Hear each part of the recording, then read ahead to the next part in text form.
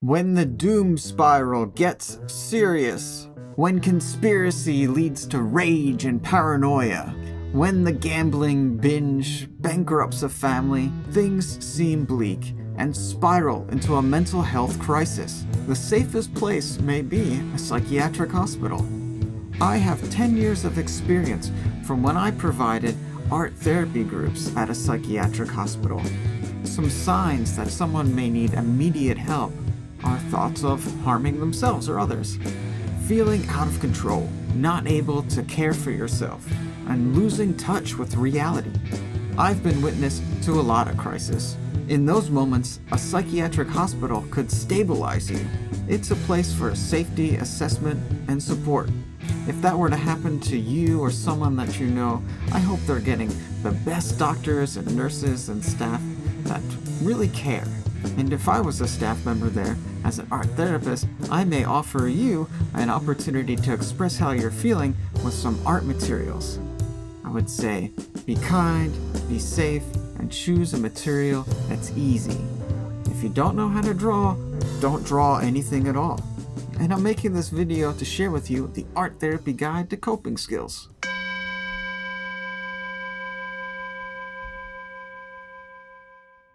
Hello, siblings. Welcome to this art therapy exercise. My name is Jason. I just ask that you are safe and kind and do whatever's simple and easy. If you don't know what to draw, I've already have this template sort of figured out with you. But if you'd rather do your own thing, you could just flip it over on the back and it's blank. When you're spending some time in the psychiatric hospital, you'll definitely come to a point where you want to go home. For you, it could be, waiting in line or just something really boring. It might even be a vacation or an adventure. And at some point, you just want to go home. You want to be left alone. I want to go home. This place sucks. It's something that I heard a lot. But also, people said that it was helpful, it was hopeful. But someone else even one time wrote there, "This place will get me there, I hope." Sometimes when people would complain that this place sucks, it was nice to have this to show them and give them a place for that frustration.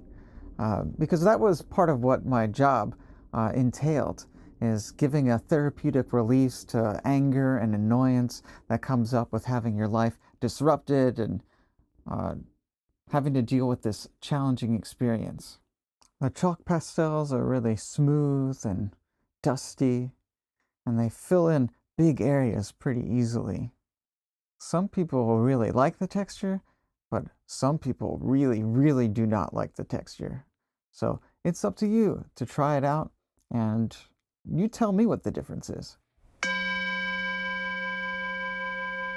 We are compassionate healers, trying to keep you safe and healthy. That is an important message to get through, because oftentimes people feel like it's a punishment or they're feeling very embarrassed, and they want to keep holding it in, and they want to keep trying to keep the mask on.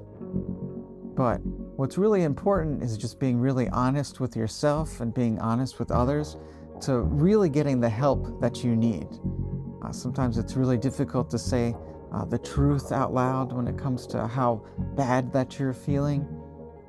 But doctors and nurses that are trauma-informed in this environment, they can handle it. It might feel like you're being punished. Some restrictions might seem cruel. Let's communicate. Ask for what you need. Focus on yourself and your treatment. It might feel like you're being punished, and some of the restrictions seem cruel. It might be difficult to imagine just getting cut off from your phone or your music or other coping skills that you really need to get through the day. But this is just a temporary situation. We want to see how things are without any way to mask it.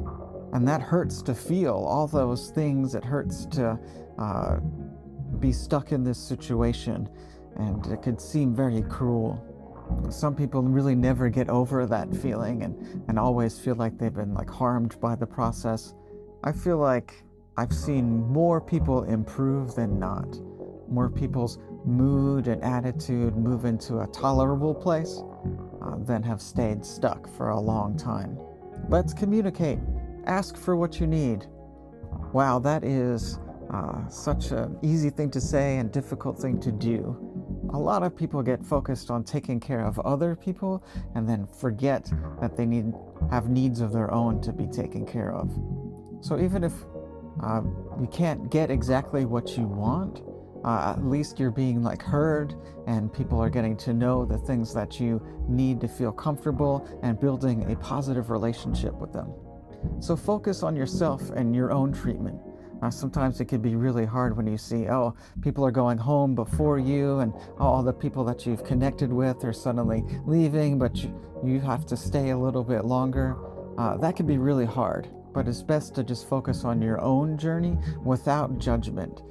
Everyone goes through it in their own time, and there's nothing wrong with making sure you're getting things right.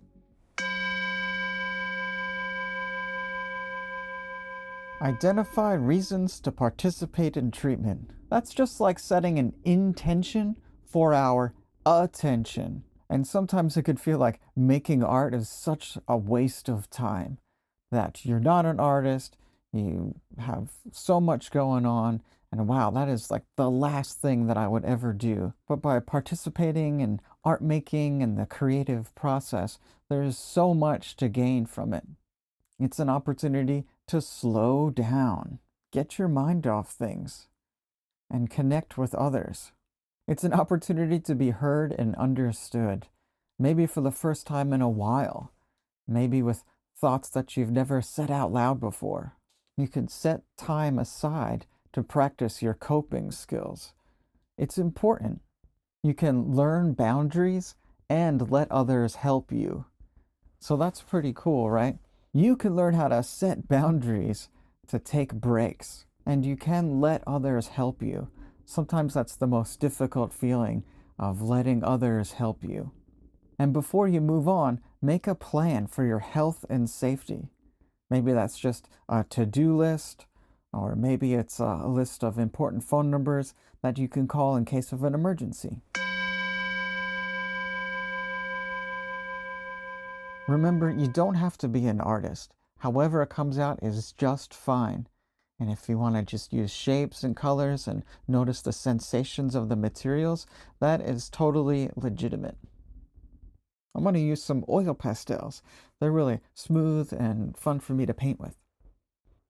So, how would you show hope? I've got this nature scene here. There's some ponds, there's some animals, there's some people in the distance. Hope is just some open space. Hope is an opportunity to see the horizon wide and open up your awareness. Showing hope is knowing that you can contact your parents or your friends. Showing hope is getting back to the things that you love to do.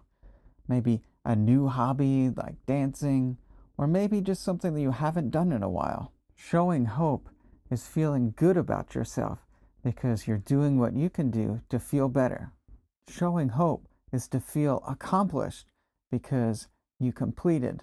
What sensations help you express your emotions the best? Working with an art therapist is a unique way to engage with art materials and the creative process to foster healing. It's not about making good art. It's about showing up, exploring, and expressing what's going on inside. Art therapists can access that non-verbal place where different memories, associations, and trauma can be hidden. If you're looking for an art therapist, one important thing to check is the credentials after their name. You look for an ATR, an art therapist registered. That means they've gone through a master's program and have clinical experience with a supervisor for years as they work through the process of including art materials and the creativity inside a therapeutic relationship. If you're still curious about art therapy, I have some links in the description. If you follow along and leave a question in the comments, maybe I could answer that for you. I appreciate you. I am Jason. Look forward to seeing you next time.